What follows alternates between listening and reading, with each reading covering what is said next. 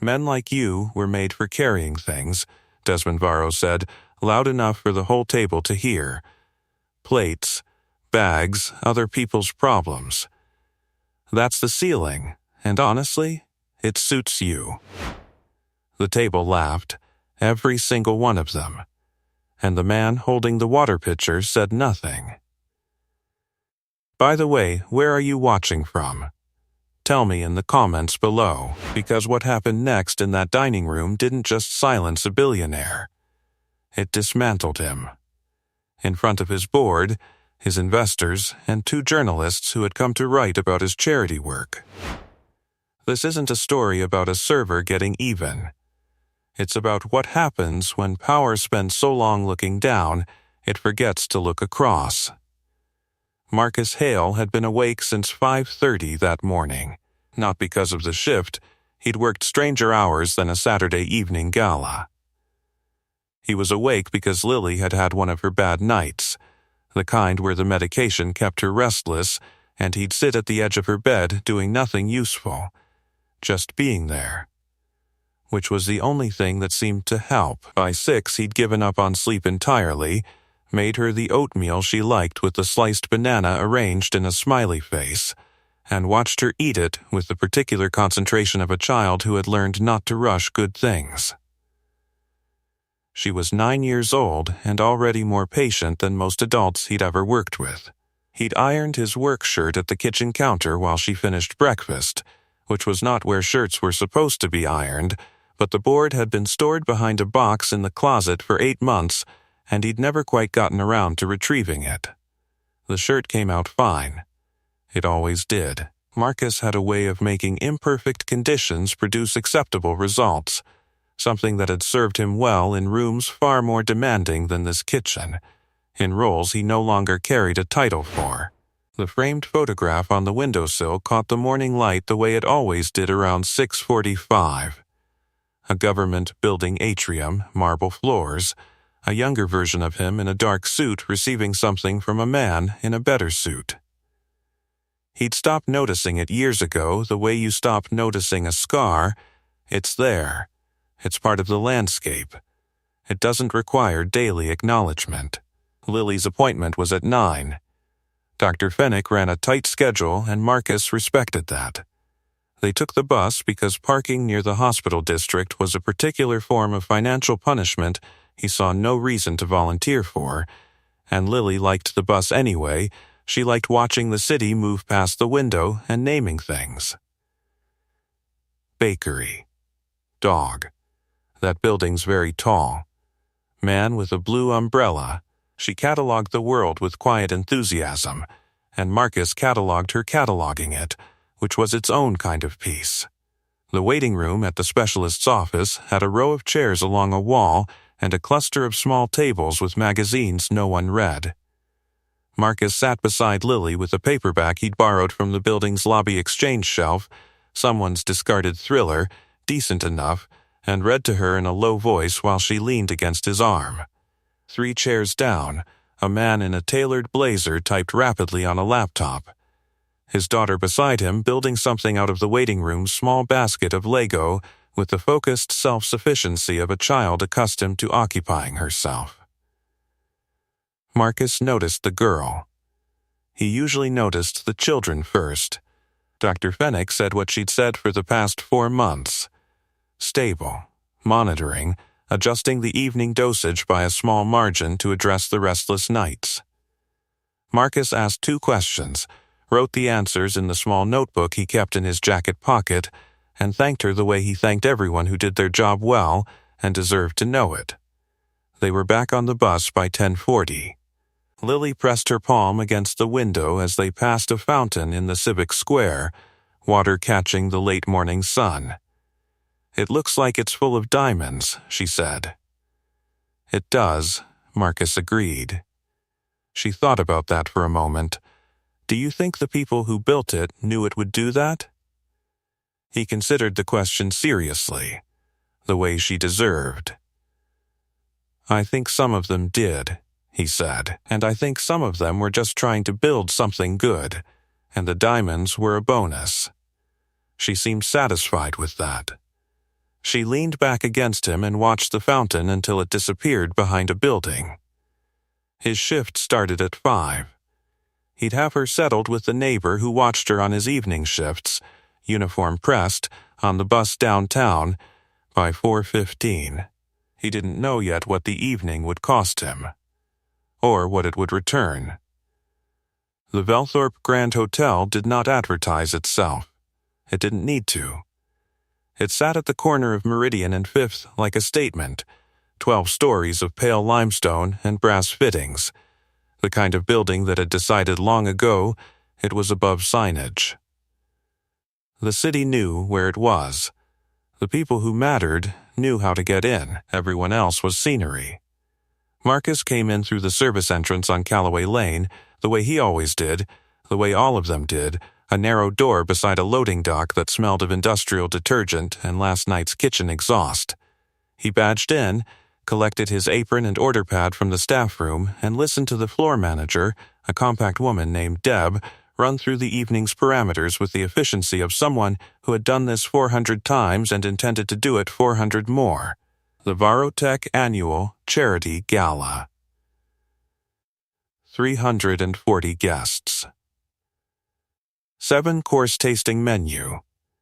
2 vegetarian tables, 1 kosher station, 1 table, with a nut allergy so severe that Deb said the word severe twice, and made eye contact with everyone individually when she said it. Open bar from 7, speeches at 9. The client expected invisible service, present when needed, absent when not, and never, under any circumstances, the subject of anyone's attention. Marcus wrote nothing down. He didn't need to. Around him, the other servers were adjusting collar buttons and comparing section assignments. He'd been given the center floor, the prestige tables, where the most important guests sat and where the margin for error was thinnest. Deb gave him that assignment without discussion, which was its own kind of acknowledgement. You didn't explain why you gave your best section to your best person. You just did it and moved on. He spent 20 minutes before service walking the floor. This was something he'd always done, not because it was required, but because a room was a system, and systems rewarded people who understood them before they were under pressure. He noted the sight lines from each table to the kitchen doors. He identified the 2 centerpieces whose bases were sitting slightly uneven on the tablecloths, the kind of minor instability that became a problem when someone gestured too broadly mid-conversation. He repositioned them both with 2 fingers, small adjustments, barely visible. He checked the water station nearest his section and found one of the pitchers had a hairline chip along the pour lip. He swapped it without ceremony. The ballroom itself was a particular kind of beautiful that had nothing to do with warmth. It was the beauty of expense, of surfaces that reflected light because they'd been selected to, of flowers that had traveled farther than most of the guests' morning commutes, of a ceiling fixture that probably cost more than Marcus's annual rent and illuminated nothing you couldn't have. Illuminated more cheaply. He didn't resent it. He'd worked in rooms like this long enough that the opulence had become neutral information like weather. What he noticed instead was the layout, the acoustics, the fact that sound carried differently near the east wall than the west, which meant conversations at the center tables would be audible, really audible, to the surrounding floor if voices rose above a certain register. He filed that away for no particular reason. At 6:50, the guests began arriving, and the room transformed the way expensive rooms did. It absorbed the people designed for it, and made them look inevitable. Women in gowns that cost what Marcus made in a month. Men in suits cut close enough to suggest they'd been measured recently. The soft percussion of heels on marble. The ambient music from the quartet in the corner. The precise choreography of 300 people performing the version of themselves they'd decided tonight deserved.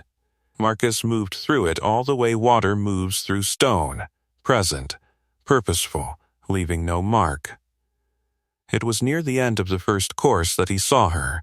She was standing at the edge of the room near the service corridor entrance, which was an unusual place for someone in a gown that expensive to be standing. Dark hair, early 40s, the particular posture of someone whose job required her to be ready for anything at any given moment. She was looking at her phone, then at the room, then back at her phone, with the focused distraction of someone managing 16 things and pretending to manage only one. She glanced up as Marcus passed with a tray, and their eyes met for half a second. Something moved across her face. Not recognition, exactly. More like the edge of it. A word on the tip of a tongue. She looked away first. Marcus continued toward table 7. If you want to know what she was almost remembering and why it would change everything by the end of this night, make sure you're subscribed, because this story is only getting started, and you will not want to miss what comes next. He refilled the water glasses and moved on. Desmond Varro arrived at 8:14, which was intentional. Not late enough to be rude, late enough to be noticed. There was a calibration to it, the kind of entrance that only worked if the room was already full, already settled, already committed to its own conversations, so that the interruption of his arrival could ripple outward from the door like a stone dropped in still water. He'd been doing it for years. He knew exactly what it cost him in logistics, and exactly what it returned in presence. The room responded the way rooms always did. Heads turned. Conversation softened at the edges. The quartet adjusted almost imperceptibly, not stopping, just accommodating, the way music does when something louder enters. He was taller than most people expected from his photographs. 6'2", broad-shouldered, wearing a charcoal suit that had been made for him in a city he visited twice a year specifically for that purpose. His hair was the distinguished kind of silver that arrived early in wealthy families and was received as an asset. He moved through the room with the particular ease of a man who had decided long ago that spaces existed to receive him, and had never been seriously contradicted. Marcus watched him from the water station near the east wall. Not with judgment. With the same attention he gave everything in his section. Neutral, observational, the quiet data gathering of someone who understood that the most useful information was usually collected before anything happened. Desmond Varro was, from a service perspective, a specific type of guest, the kind whose needs were partly logistical and partly performative, which meant you had to anticipate what he actually required and separately anticipate what he needed to be seen receiving. They were not always the same thing. He worked the room in a wide arc before finding his table. Marcus tracked the arc without appearing to. Desmond moved from cluster to cluster with the efficiency of someone for whom small talk was a professional discipline rather than a social instinct. A hand on a shoulder here. A laugh deployed precisely there, not too long, never self-deprecating enough to suggest vulnerability. He collected people the way a room collected light, drawing them toward him and then releasing them slightly diminished as though proximity to him had transferred something in his direction. His table was the center table. Of course it was. 8 guests, all of them the kind of people whose names appeared in the financial press without irony, board members, a senator's chief economic advisor, 2 investors whose combined portfolio could have funded a small nation's infrastructure program, and a woman Marcus would later learn was a journalist from a publication that covered technology and power with the particular appetite of someone who enjoyed watching both be tested. Desmond sat. The table reorganized itself around him without being asked.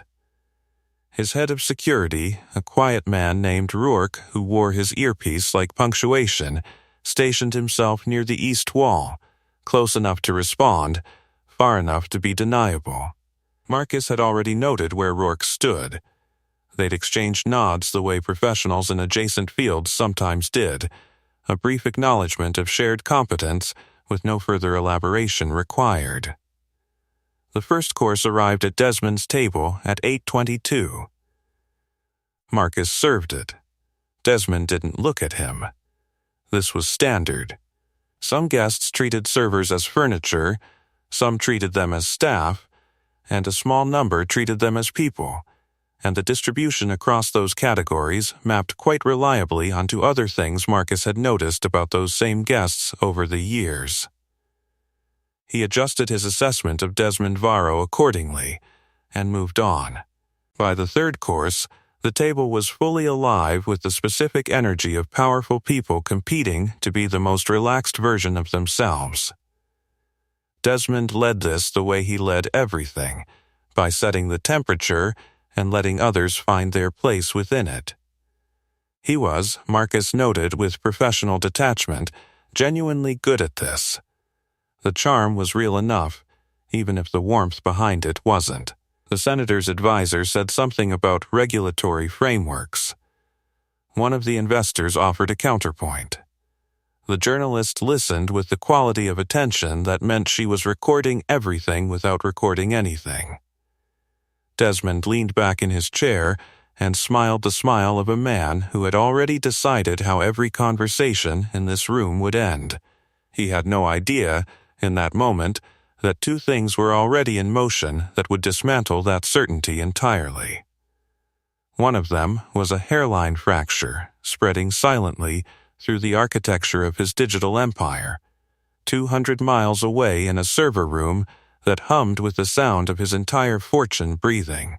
The other was Marcus, moving quietly toward his table with a water pitcher, watching the centerpiece on the far end begin its slow, almost imperceptible tilt. The centerpiece was a tall arrangement, white orchids in a glass vessel, elegant and entirely impractical. The kind of thing chosen for photographs rather than tables where people actually moved their arms. Marcus had flagged it during his pre-service walk, noted the uneven base, made an adjustment. But the tablecloth had shifted slightly during the third-course service, and now the vessel was doing what poorly balanced things on uneven surfaces eventually did. He saw it from 4 steps away. The woman beside it was 70, maybe 72, silver-haired and sharp-eyed, wearing a brooch on her left shoulder that Marcus recognized as the kind of thing inherited rather than purchased. She was mid-conversation, animated, her right hand gesturing in the direction of the vessel without knowing it. One more gesture like that and the orchids were going over, directly into her lap, glass and water and all. Marcus covered the remaining steps in a single smooth movement, set the pitcher down with his left hand and caught the base of the vessel with his right, stabilizing it without sound, without interruption, without drawing a single eye from the conversation happening around him. He held it for 3 seconds while quietly repositioning it on the tablecloth, then retrieved the pitcher and resumed his approach to refill the glasses on the far side. The elderly woman never broke her sentence. That was the half-second pause that Desmond Varro noticed. Not the catch, not the woman, not the vessel that would have shattered across her lap. Just the pause, the fractional delay between Marcus arriving at the table's edge and beginning to pour. One beat off the rhythm Desmond had apparently decided was acceptable. And that, for reasons that lived somewhere in the architecture of who Desmond Varro was and what he needed a Saturday evening to confirm about the world, was enough. "Slow night for you?" Desmond said.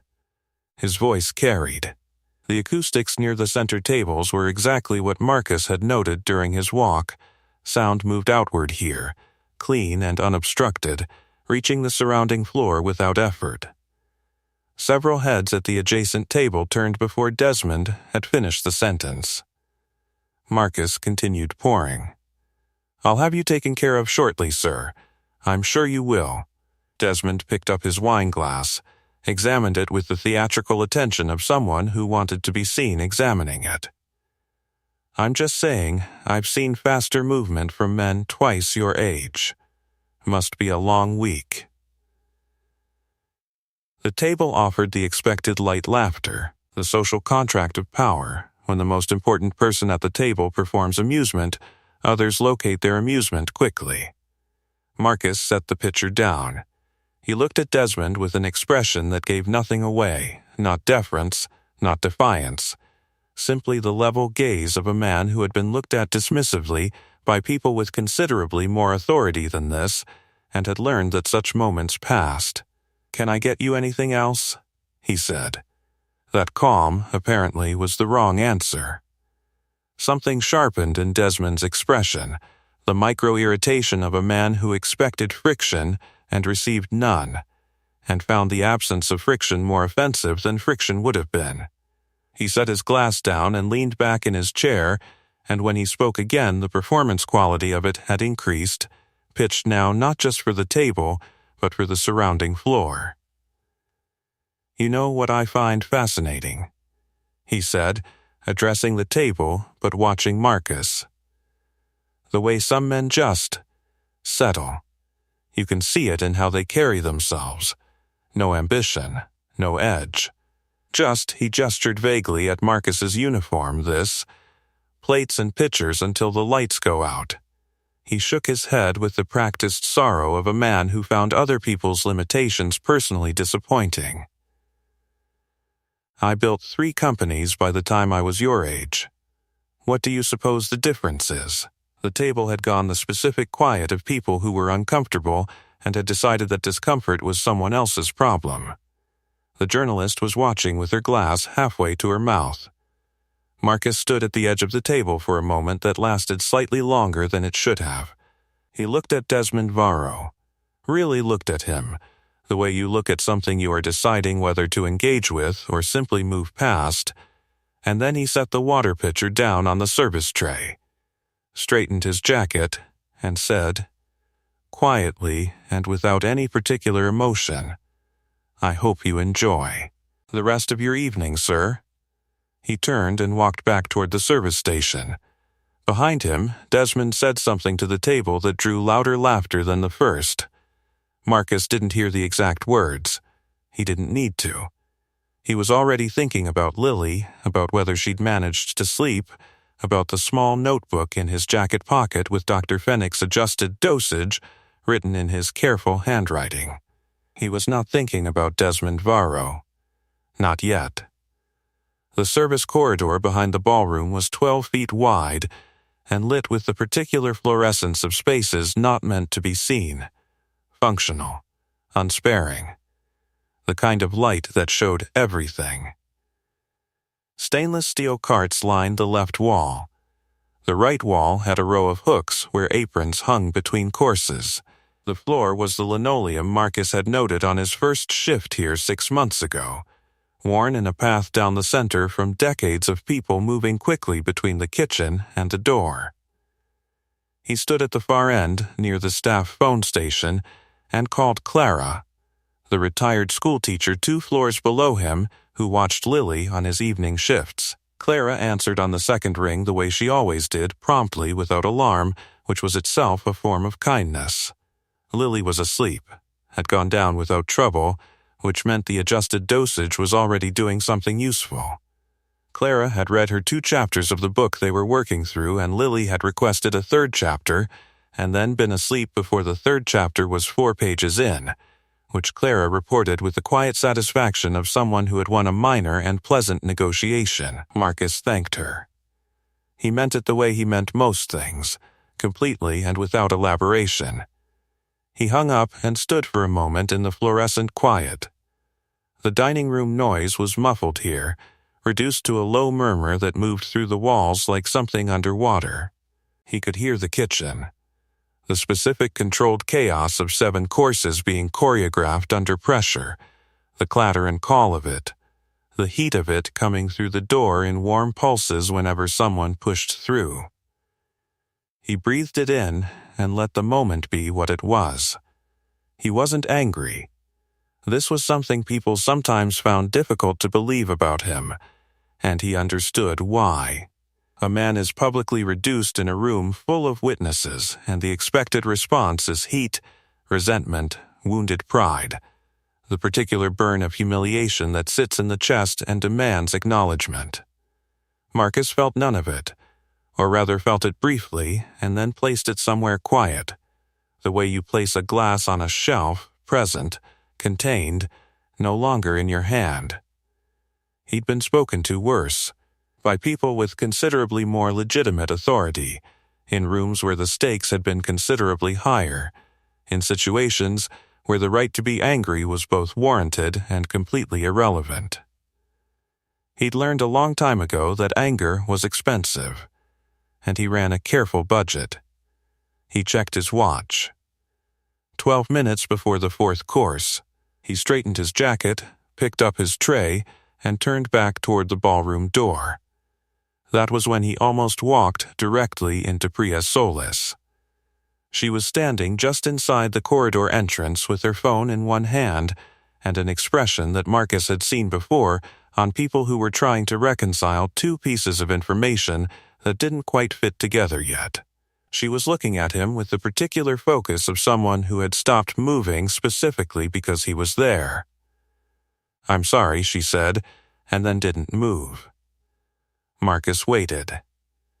"This is going to sound strange," she said. "All right." She glanced at her phone screen, then back at him. "Did you work for Nova Tire Federal Systems?" The question landed in the corridor the way certain questions do, with a weight that suggested the person asking already suspected the answer and was giving you the opportunity to confirm it before they acted on it. Marcus looked at her for a moment.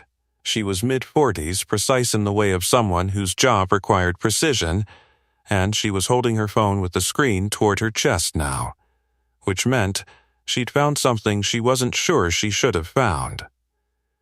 That was a few years ago, he said. Something shifted in her face. Not surprise, she'd been moving toward this conclusion for a while, he could see that. More like the specific feeling of a lock turning over. "I thought I recognized you," she said, quietly, almost to herself. "Your posture, the way she stopped, started again. I attended a federal infrastructure briefing in 2021. You presented the Nova Tire security architecture to a joint oversight panel." She paused. "You had different hair." Marcus said nothing. Priya looked at her phone again. Whatever she'd found there, a profile, a photograph, a name attached to a title that didn't match the apron in front of her, she looked at it for 3 seconds, and then looked back at him with an expression that had moved past surprise and into something more serious. "I need to make a call," she said, more to herself than to him. She was already turning away when Marcus spoke. "Fourth course starts in 10 minutes, he said evenly. "I need to get back to the floor." She nodded without turning around, her phone already at her ear. If you want to know who she was calling and why that call would bring the entire room to a standstill within the hour, hit subscribe and stay with us. Because the next part of this story is where everything begins to turn. Marcus pushed through the ballroom door and walked back into the light. Priya Solis did not go back to her table immediately. She stood in the narrow alcove between the service corridor and the east hallway, a transitional space, neither ballroom nor backstage, the kind of architectural in-between that hotels built without intending to give anyone a place to fall apart quietly. She had her back to the wall and her phone pressed to her ear, and she was waiting for Agent Theo Burke to pick up with the specific patience of someone who knew the call was too important to leave a voicemail for. He answered on the 4th ring, Priya. His voice had the quality of someone working late who had expected the phone to ring eventually. "It's been a while." It has. She kept her voice low, angled away from the ballroom noise leaking under the door. "I need to ask you something, and I need you to be straight with me." A pause. "All right. Marcus Hale, former director of cyber infrastructure at Nova Tire Federal." She looked at the photograph she'd pulled up on her phone, a federal briefing document, partially redacted, his face clear in the panel photograph. Is he still considered a valid resource? If something came up in his area? The silence on the other end was brief, but specific. The silence of someone recalibrating what kind of conversation they were in. "Why are you asking me that tonight?" Burke said. "Because he's here," Priya said. "He's working the gala I'm attending. As a server." Another silence. Longer this time. "Priya." Burke's voice had changed register, quieter, more careful. "Is this a social call, or do you have a reason to be concerned about something?" She thought about that, about the way she'd watched him move through the dining room earlier, that precise, unhurried economy of motion that didn't belong to someone who'd spent their career carrying trays. About the way he'd caught the centerpiece without breaking stride, without drawing attention, with the automatic competence of someone trained to manage instability before it became a problem. About the look on his face when Desmond had performed his contempt for the table, not wounded, not diminished, just patient in a way that suggested he was waiting for something to pass rather than reacting to something that had landed. "I don't have a reason," she said carefully. I wanted to know if the answer was yes." "The answer," Burke said slowly, "is that Marcus Hale is on a short list of people this division would contact if certain categories of infrastructure problem became active. His clearance lapsed when he left Nova Tire, but his knowledge didn't." A pause. "He designed the system, Priya. You can't revoke that." She closed her eyes briefly. "Thank you," she said. "That's all I needed." She hung up and stood in the alcove with the ambient noise of the gala pressing softly through the walls around her. The quartet. The conversation. The precise rhythm of a room full of powerful people enjoying an evening that was, as far as any of them knew, going exactly as planned.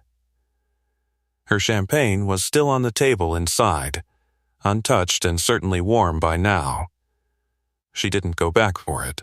Instead, she opened her email and pulled up the thread she'd been half monitoring since before dinner, the running operations update from Varotech's infrastructure team that she received automatically as chief of staff and almost never needed to read at a gala. She scrolled past the 7:15 update, which had been routine, and found the 8:43 entry, which was not. The language was technical and carefully restrained in the way that internal communications were when the people writing them were trying not to cause panic while clearly being panicked. Words like anomalous cascade and containment protocol initiated and status, monitoring that, to someone who had spent 4 years sitting adjacent to the technology division and absorbing its vocabulary by proximity, translated fairly cleanly into, "Something is wrong, and we do not yet know how wrong." She read it twice. Then she looked at the ballroom door. Desmond was in there, performing the version of himself that this room had paid to see. Confident, magnetic, untouchable. His technology team was 200 miles away watching something they didn't fully understand yet deteriorate in a direction they couldn't control, and in the service corridor on the other side of the same wall, a man in a white apron possessed the precise knowledge required to understand both the problem and its solution, because he had built the architecture that was currently being turned against itself. The irony of it was so complete, it almost had a shape. Priya put her phone in her clutch and straightened the way she did when she'd made a decision and was moving toward it. She wasn't doing this for Desmond. She'd worked for him long enough to hold no particular illusions about what he deserved from an evening like this one. She was doing it because the operations report had mentioned 3 financial institutions whose client data was currently sitting inside that compromised system, and because at the scale they were talking about, this stopped being a corporate problem and became something else entirely. She pushed open the ballroom door. The room received her the way it always did, without noticing. She scanned the floor until she found Marcus near the service station at the far west wall, refilling a tray with the same quiet attention he'd brought to every task she'd watched him perform tonight. She began moving toward him, threading between tables, her expression arranged into something that would not cause alarm to anyone watching. She was halfway across the floor when her phone vibrated in her clutch. She already knew who it was before she looked. Burke. Calling back. She answered it mid-stride and listened for 11 seconds and then stopped walking entirely in the middle of the ballroom floor, because what he'd said in those 11 seconds had changed the specific weight of everything that was about to happen. "It's active," Burke said. As of 9 minutes ago, it crossed the federal notification threshold. Priya stood perfectly still in the middle of the ballroom floor, with 300 people moving around her like water around a stone. A waiter passed on her left with a dessert tray. Someone laughed at the table nearest her.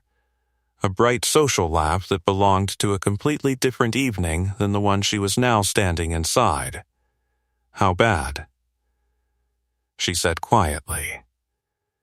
"Bad enough that I'm calling you back." A pause, and she could hear keyboard movement in the background, the particular rapid rhythm of people working a problem under pressure. 3 enterprise clients are financial institutions. Live transaction architecture. The attack vector is using the system's own logic against itself. Our analysts are saying whoever is in there knows the original design intimately, not just the documentation, the actual decision-making behind the build. She started walking again. Slower now, more deliberate. "Your team can't contain it?" "We've had 4 people on it since the alert triggered. They're working from the recovery protocol documentation." Another pause. "The protocol isn't holding. Whatever this is, it was built to defeat the documented response. Which means the person who designed the system is the only one who knows what the documentation doesn't say," Priya finished. Silence on the line. "Where is he?" Burke said. She was already looking at him. Marcus was at the West Service Station, his back to the room, resetting a tray with the methodical attention he brought to everything. 20 feet away. In a white apron, completely unaware that the problem he'd spent the most significant years of his professional life building a solution for had just become active on a Saturday evening while he was refilling water glasses at a charity gala. "Close," she said. "I'll call you back in 2 minutes." She hung up and covered the remaining distance to the service station with the kind of pace that was just below the threshold of visibly urgent, fast enough to mean business, controlled enough not to alarm the room. Marcus. He turned. His expression when he looked at her was the same it had been in the corridor, open, unhurried, giving nothing away. "I need a moment," she said. "Please." Something in the quality of her voice must have communicated what the words didn't, because he set the tray down without question and turned to face her fully. She was aware of the room around them, the ambient noise, the movement, the fact that Desmond's table was 40 feet away, and Desmond was currently holding court on some point of business that had the table nodding in the performative agreement of people who found agreement professionally useful. She kept her voice low. "There's a situation developing with Varotech's primary data infrastructure," she said. "I've been on the phone with the FBI's cyber division. They have analysts working it right now, and the containment protocol isn't holding." She watched his face as she said the next part. "The attack is using the system's own architecture against itself. Burke's team believes it requires someone with original design knowledge to address it in real time." Marcus looked at her for a moment without speaking. His expression didn't change in the way she'd half expected, no sudden alertness, no visible shift into a different mode. If anything, he went more still, which she was beginning to understand was what it looked like when he was processing something quickly and completely. "Which system?" he said. "The Novatire core. The cloud infrastructure licensing. I know which licensing," he said quietly. "Which layer is compromised?" The question was so precise and so immediate that it stopped her for a half-second. "I don't. Burke would know. He's waiting for me to call back." Marcus looked past her toward the ballroom, not at anything specific, the look of someone running a rapid internal calculation. Then he looked back at her. "Call him," he said. "Put it on speaker." She already had the phone out. Burke answered before the second ring, and Priya held the phone between them, low, angled away from the nearest table. "Burke," she said, "I have Marcus Hale." A beat of silence on the line that carried its own specific weight. "Mr. Hale." Burke's voice shifted, not deferential exactly, but recalibrated, the way professionals recalibrate when they're speaking to someone who outranks their problem. "We have a cascade failure originating in the authentication layer that's migrating toward the transaction processing core. The vector is recursive trust exploitation," Marcus said. "Someone fed the verification system a credential chain it recognizes as internal. It's been authenticating the attack because it thinks it's authenticating itself." Complete silence on the line. Then Burke said, carefully, "That is exactly what our analysts just concluded after 40 minutes of work." "There's a manual override," Marcus said. "It's not in the documentation." "Mr. Hale." "It was a contingency I built into the original architecture for exactly this scenario. It requires a 12-character sequence entered directly into the primary console, physical access, or Level 1 remote, which means someone on your team needs clearance to." "We have Level 1 remote," Burke said, and Marcus could hear the controlled urgency underneath the professional composure. "We have it right now." "What's the sequence?" Marcus was quiet for exactly 3 seconds. Priya watched his face during those 3 seconds, watched him make a decision that had nothing to do with Desmond Varro or the evening's humiliation, or any of the things that would have been entirely reasonable to factor into the calculation. He was somewhere else entirely. In the architecture of the thing, running his hands along walls he'd built years ago in the dark, finding the door he'd left there for exactly this kind of night. "Get your analyst to the primary console," he said, "and get me something to write on." Priya reached into her clutch and produced a card and a pen without hesitation. Marcus took them, turned the card over to its blank side, and began writing. The Matrides podium stood at the threshold between the ballroom and the reception foyer, a mahogany lectern with a brass lamp and a surface just wide enough to hold an open reservation book and, as it turned out, a laptop belonging to Varro Tech's CTO who had materialized via video call on Priya's device with the specific pallor of a man who had aged 4 years in the last 40 minutes. His name was Gordon Fitch, and he was 53 years old and had run technology operations for Desmond Varro for 6 years, and in all of that time he had never made a call to his employer during a Saturday gala because Gordon Fitch was the kind of man who solved problems before they required that kind of call. Tonight he had failed to be that kind of man, and it showed in every pixel of his face on the screen. Priya had positioned the laptop on the podium at Priya's suggestion. It was the only flat surface near the ballroom entrance, with adequate light and enough distance from the dining tables to conduct a technical conversation without broadcasting it to 300 guests. Marcus stood in front of it in his white server's apron, the card with the sequence in his left hand, Burke's analyst on speakerphone through Priya's cell. He looked, objectively, like a man who had wandered into the wrong meeting. He did not behave like one. "Walk me through what your console is showing," he said to the analyst on the phone. His voice had a quality now that hadn't been present during the dinner service, not louder, not harder, but with a specific gravity that suggested this was the register he'd operated in for most of his professional life, and the apron was the aberration, not the voice. The analyst, young, female, clearly running on adrenaline and training, read out the console display with impressive precision. Marcus listened without interrupting, his eyes on the middle distance, processing. "Stop there," he said. The third line. "What's the timestamp differential between the authentication request and the system's response?" A pause. Keyboard sounds. 47 milliseconds. "It should be 12, Marcus said. That gap is the exploit window.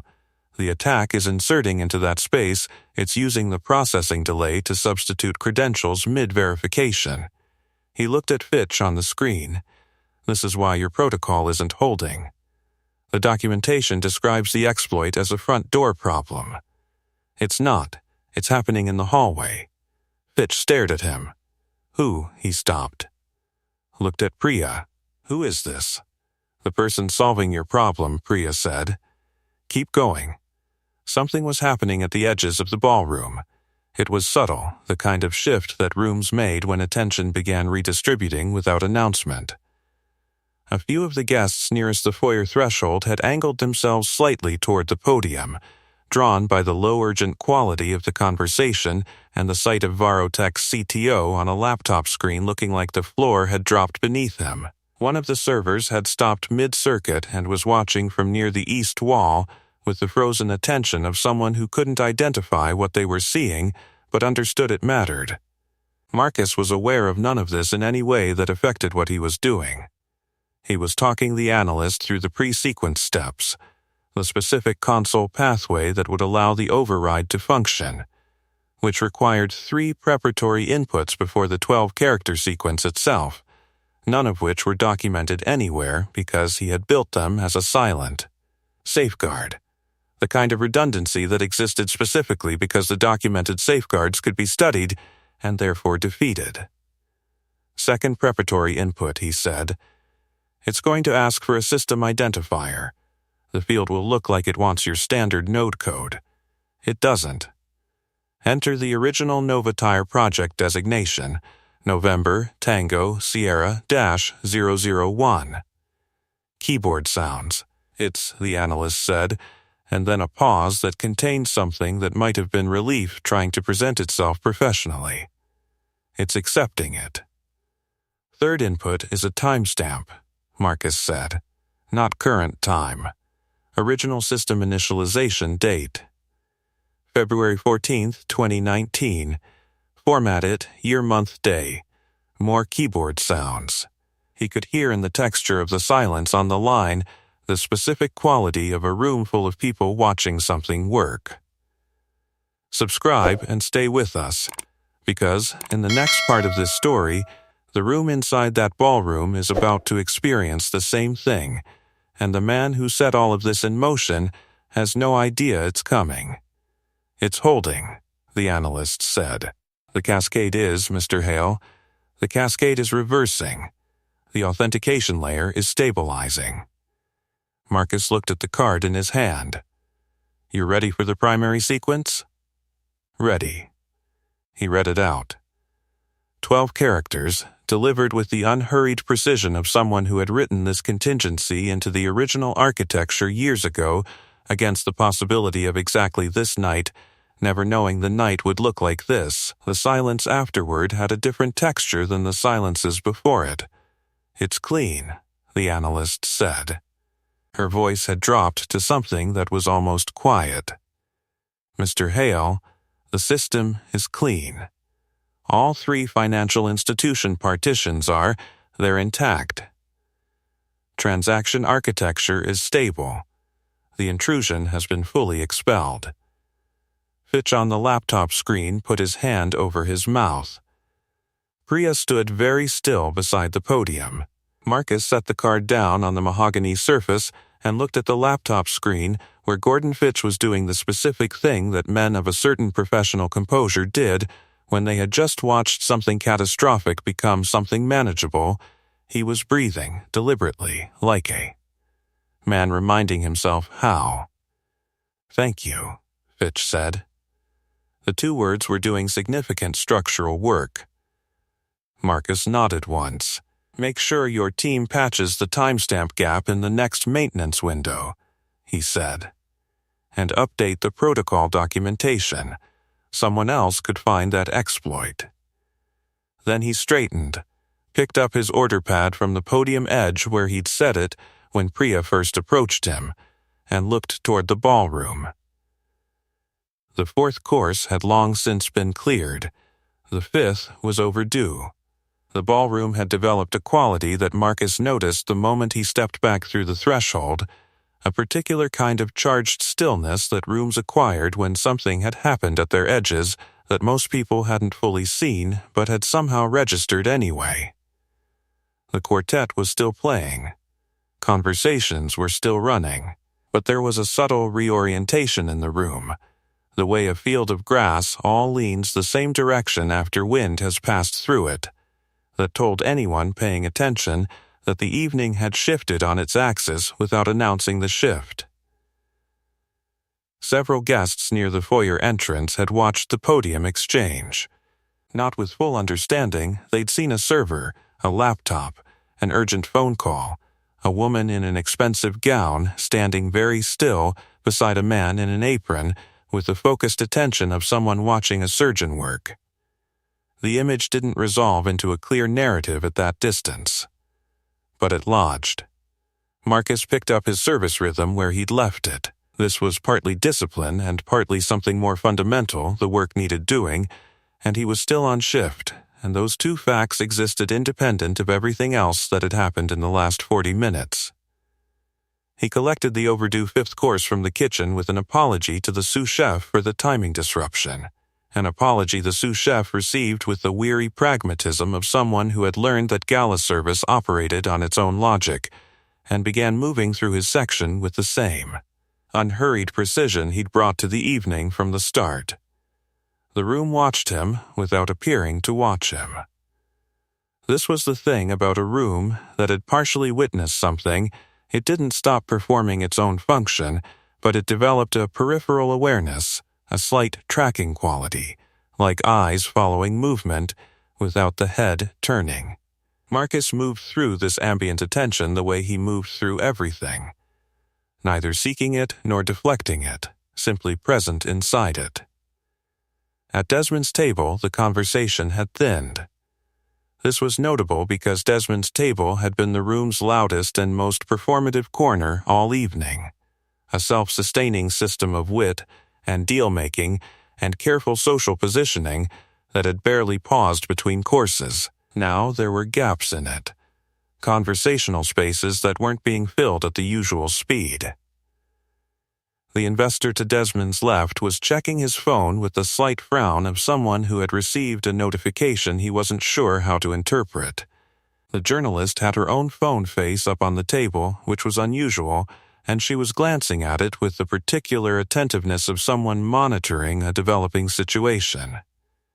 Desmond himself was talking, but the room had stopped fully listening, and somewhere beneath the performance he was beginning to feel it. Marcus set down the fifth course at the table's far end and worked his way around. When he reached Desmond's position, he set the plate with the same quiet efficiency he'd brought to every other plate at every other table, and straightened and would have moved on.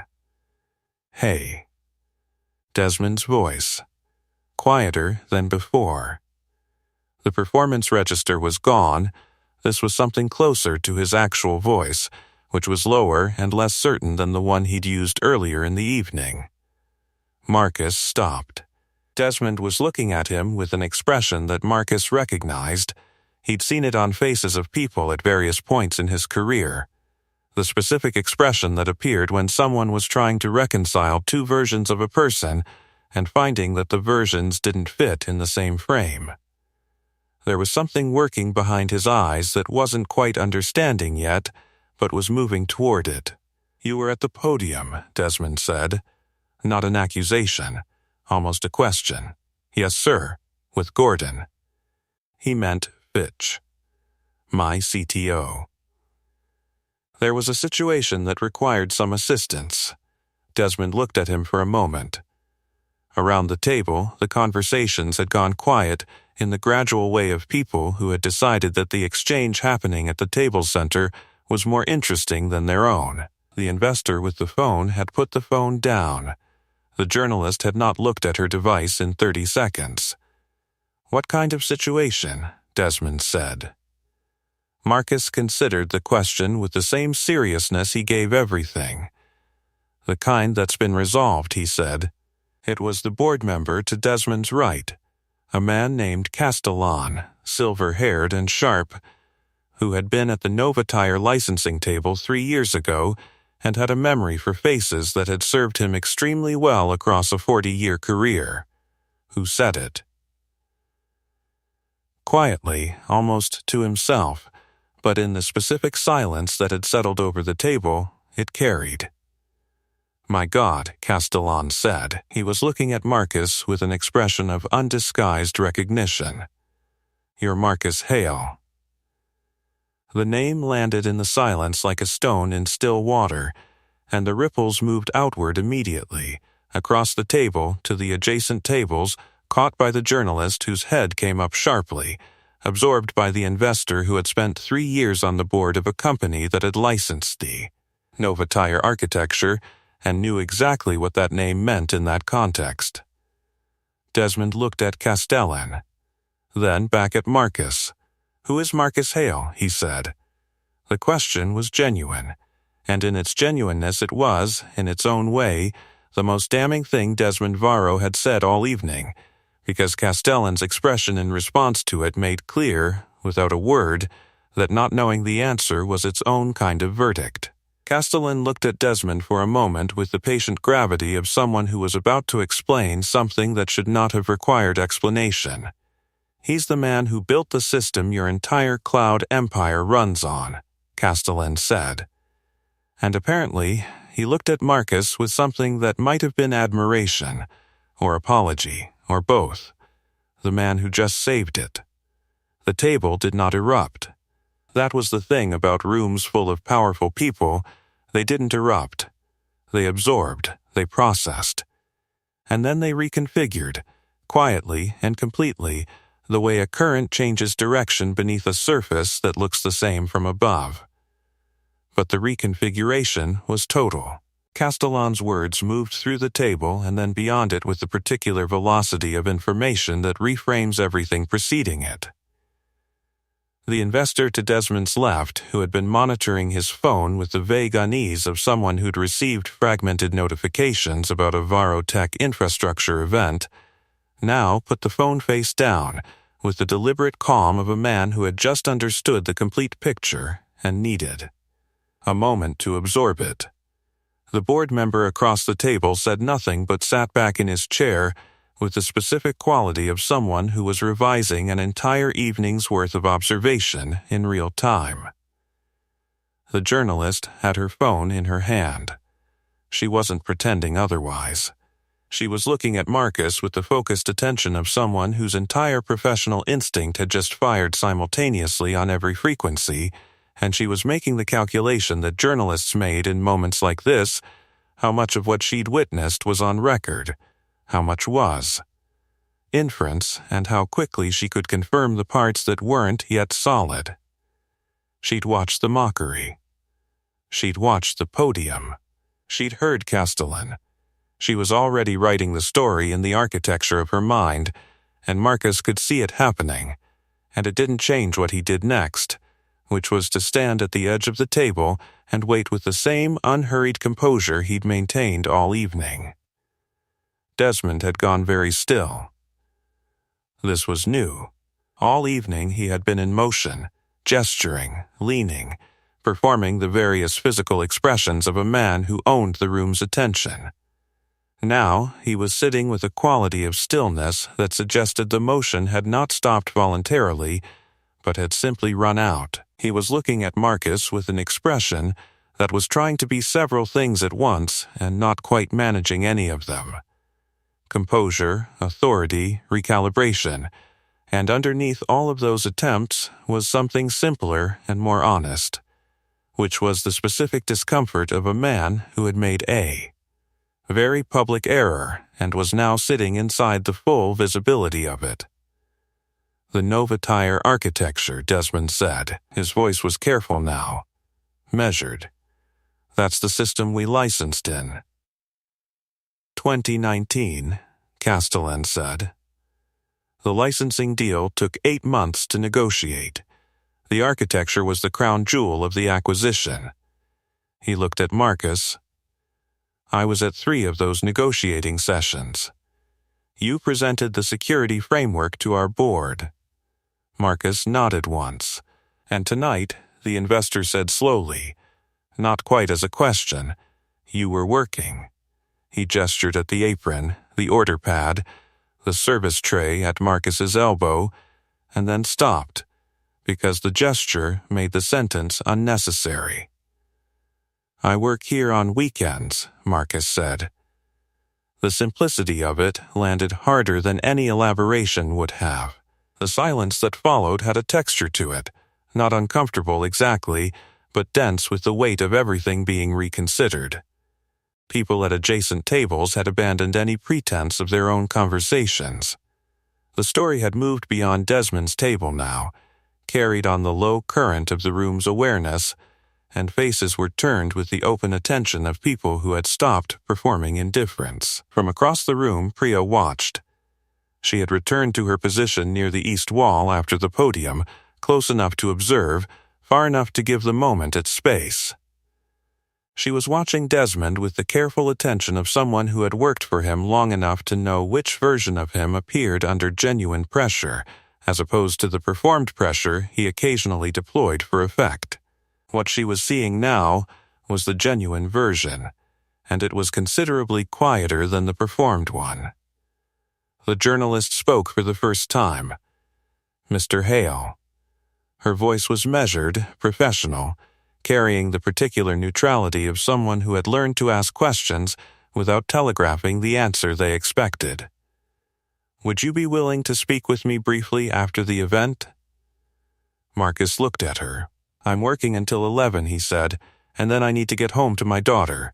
Something moved across the table at that, a collective small adjustment, the kind that happened when a detail arrived that recontextualized everything around it. His daughter. The man who had built an architecture worth billions was working weekend banquet shifts and going home to his daughter, and the room was now doing the mathematics of that choice and arriving at something that sat in the chest differently than admiration. Desmond cleared his throat. It was a small sound, functionally unnecessary. The kind of throat clearing that people did when they needed a half-second to locate themselves before speaking and didn't want the silence to be more visible than it already was. The system, he said. Tonight. The breach. He paused, and what he was doing in the pause was visible to everyone at the table. He was trying to find language for something he didn't yet have the full vocabulary for. Your team at the FBI told Priya that the containment protocol wasn't holding. That's correct, Marcus said. And you, another pause. You knew something the protocol documentation didn't cover. I built a contingency into the original architecture, Marcus said. The documentation describes the system's designed responses. It doesn't describe the decisions I made that aren't in the documentation, because those decisions were meant to be a last resort. Tonight was a last resort. Desmond absorbed this. Around him, the table was very quiet. How long did it take you, the investor said, to resolve it? Marcus thought about it. 11 minutes from when I had the console access, maybe 3 more for the preparatory steps. The investor looked at Desmond. He didn't say anything. He didn't need to. Desmond picked up his wine glass and set it down again without drinking from it. He looked at the table surface for a moment with the expression of a man doing a kind of internal accounting that was not producing comfortable results.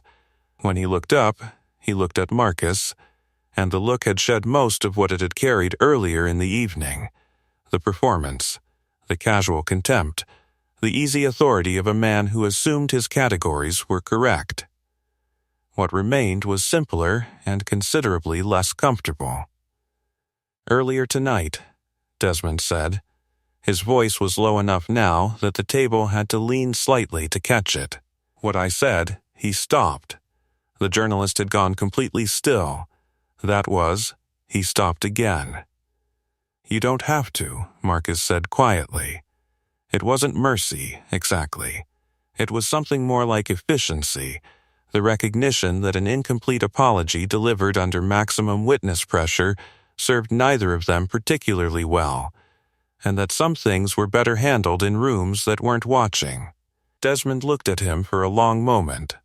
Then he nodded. Once. Slowly. And the room, which had been holding something without knowing it was holding it, exhaled. The service corridor looked exactly the same as it had at the beginning of the evening. This was the thing about back-of-house spaces. They didn't absorb the weight of what happened on the other side of the door. The fluorescent light was the same unsparing white. The stainless steel carts were in the same positions. The worn path down the center of the linoleum told the same story it always told, which was simply that people had been moving through here in the same direction for a very long time. Whatever had happened in the ballroom tonight, this room had no record of it. Marcus was at the staff hooks near the far wall, removing his apron when he heard the door. He didn't turn immediately. He folded the apron the way he always did, thirds lengthwise, then folded again and set it on the counter before he turned, because finishing what you started was a habit that didn't make exceptions for interruptions, regardless of who was doing the interrupting. Desmond Varro stood just inside the corridor door. He looked different here. Not smaller exactly, but differently scaled. The ballroom had been built for him, or for people like him, and he had occupied it with the ease of a man in his natural environment. This corridor was built for no one in particular, which meant it was built for everyone equally, and Desmond in it was just a man in an expensive suit standing on worn linoleum under fluorescent light, which was a different proposition entirely. He wasn't performing anything. That was the most visible difference. All evening his face had been arranged. Even in the moments of genuine pressure, there had been a layer of management to it. The habitual curation of a man who had spent decades ensuring that what people saw was what he intended them to see. In the corridor, with no audience and no purpose except the one that had brought him through the door, the curation was gone. What remained was something more unfinished and considerably more human. I wanted to.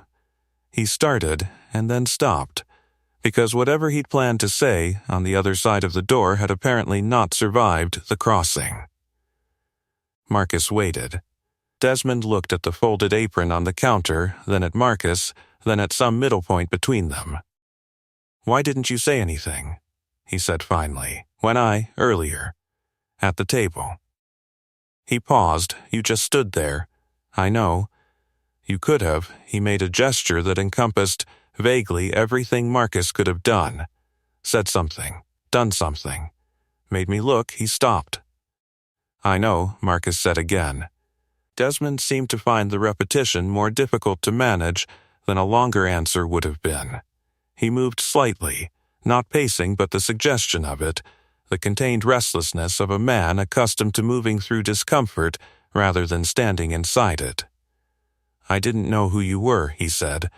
"I know that too." "But that's not." Desmond stopped. Tried again. "That's not actually the point, is it?" It wasn't a question.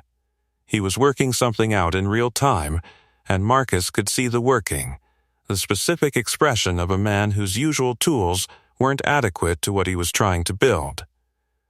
"The point isn't whether I knew who you were. The point is what I thought justified saying it when I thought you were just, he didn't finish." "A server," Marcus said. Desmond looked at him directly. Yes. The word sat between them for a moment. Small and precise and doing considerable work. Marcus leaned against the counter beside the folded apron and considered Desmond Varro, not with hostility, not with the particular satisfaction that the evening might have entitled him to, but with the same clear attention he gave everything. What he saw was a man in genuine encounter with something he'd managed to avoid encountering for a very long time, and the encounter was uncomfortable in the way that genuine things often were. "I left Novatire 3 years ago," Marcus said. "My daughter has a chronic condition that requires consistent management, specialist appointments, medication adjustments, monitoring. She needed me present in a way that the work didn't allow." He let that settle before continuing.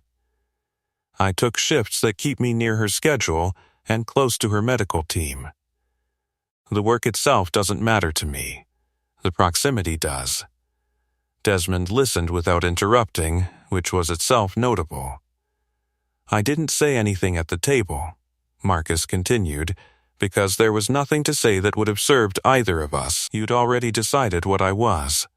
That kind of decision doesn't reverse in public, it just becomes a performance. He paused. I'm not interested in performances. Desmond was quiet for a moment. And now? He said. In here. Is this serving either of us? The question surprised Marcus slightly, not because it was sharp, but because it was honest. It was the most honest thing he'd heard from Desmond Varro all evening, and it arrived here, in a service corridor, with no audience and nothing to gain from it. I think so, Marcus said. Yes. Desmond nodded slowly. He looked at the floor for a moment, then back up. I'm not going to tell you that I'm a different person than what you saw tonight, he said. I don't think that would be. I don't think you'd believe it. And I think you're the kind of person who prefers accuracy to comfort. I am, Marcus said. Then accurately, he paused, choosing. I behaved badly. In front of people whose opinion I've spent considerable effort cultivating. And in front of you, whose opinion I had no framework for valuing until approximately 90 minutes ago, which is its own problem. He met Marcus's eyes. I'm sorry for what I said. The way I said it. The performance of it.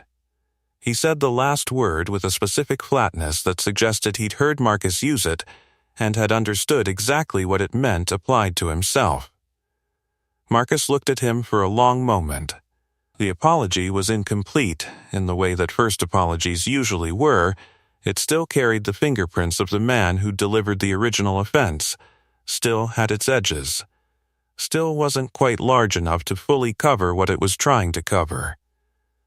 But it was real. Marcus had enough experience with the difference between real and performed to identify it without difficulty. Thank you, Marcus said. He meant it the way he meant most things, simply and completely, without theater. Desmond nodded once. He looked like a man who had expected the corridor to feel different after saying what he'd come to say, and was adjusting to the discovery that it felt more or less the same, which was perhaps the more accurate outcome. He turned toward the door. Mr. Varro, Marcus said. Desmond stopped. The timestamp vulnerability in the authentication layer. Make sure your team doesn't just patch it, have them audit the entire verification sequence for similar gaps. The person who found that exploit tonight knew the system well enough to look for structural logic errors, not surface flaws. He paused. Which means they may have mapped more than one. Desmond turned back. He looked at Marcus for a moment with an expression that had nothing left in it from the earlier performance. Just a man receiving information he needed from someone he had not, until tonight, known to ask. I'll have Gordon call you, he said. He has my number through Priya, Marcus said. I'll be available Monday. Desmond looked at him for one more moment, something working behind his eyes that hadn't resolved into language yet and perhaps wouldn't tonight, and then he turned and pushed through the door and was gone. The corridor resumed its silence. Marcus picked up his jacket from the hook, checked his phone, one message from Clara, a photograph of Lily asleep with the book still open on her chest, which made something in him go very quiet and very warm simultaneously, and walked toward the exit at the far end of the corridor. The city at 11:40 on a Saturday night was a different thing than the city at any other hour. It wasn't quieter exactly. There was still traffic on the main roads, still the distant percussion of music from somewhere Marcus couldn't identify, still the particular ambient hum of a place that never fully stopped. But it had a different quality, a looseness. The way a face looks different when it's stopped performing for the day and is just existing in the dark. Marcus walked the 4 blocks to the bus stop, with his jacket over one arm and the small notebook in his breast pocket, and the photograph of Lily still open on his phone screen. She was exactly as Clara had described, asleep with the book still open on her chest, her face arranged in the specific piece of a child who had gone down mid-chapter and hadn't noticed. The reading lamp beside her was still on, casting the warm light that made the photograph look like something painted rather than taken. Marcus looked at it for the length of time it took to reach the bus stop, which was enough. He put his phone away and waited. The bus came at 11:51, 2 minutes behind schedule, and he rode it the way he always rode it.